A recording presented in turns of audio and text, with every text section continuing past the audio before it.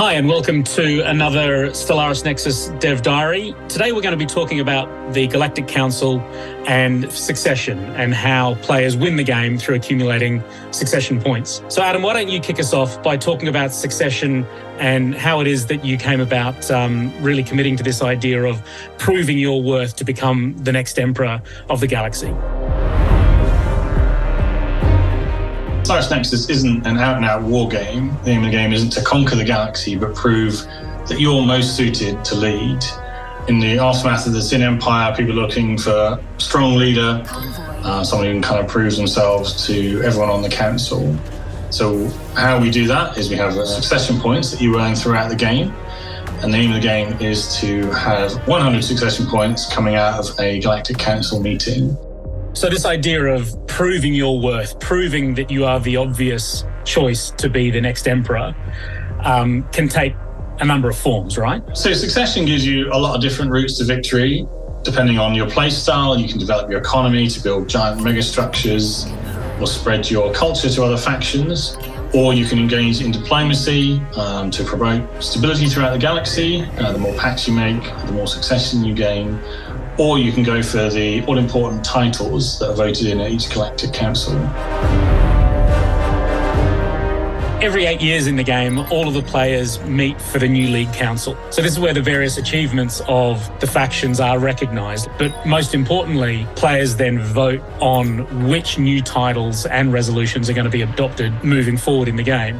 That idea of giving players the choice and the power to decide who wins and how they win is like a really fascinating aspect of the game. Yeah, as you say, the idea behind the new League Council was to really put the victory conditions in the hands of the players. So each council, you get a number of titles you can vote on.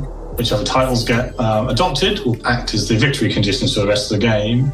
So in that way, we kind of really let players, as a group, decide on how that game is going to go. Like if you vote in lots of economic titles, you're probably going to have a fairly friendly game, but with a few sort of key skirmishes over key economic planets. Whereas if you kind of go for more military-focused titles or territory-focused titles, you're really going to see a lot more war. And it's not just titles, is it? There's also resolutions that can be voted on at each council phase. And once a title is adopted, it's then there for the rest of the game, whereas resolutions only have an effect between council phases and then get completely revoked and replaced at the next council.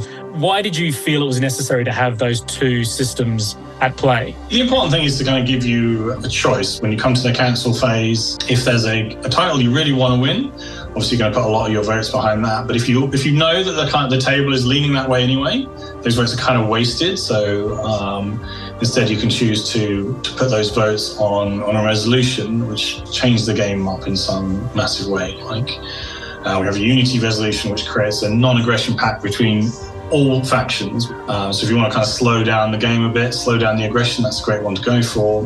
Stellaris Nexus is a fast 4X game designed to be played start to finish in about 60 minutes. But every game plays differently, not only as a result of the factions that players choose, but also the decisions that they collectively make when the council meets. The titles and resolutions that receive the most votes when all players meet at the council has a huge impact on the path to victory for all players. But there can only be one winner. And it's the player who manages to navigate that path most successfully that will ascend victorious to the throne on Nexus and take the crown as the new emperor of the galaxy.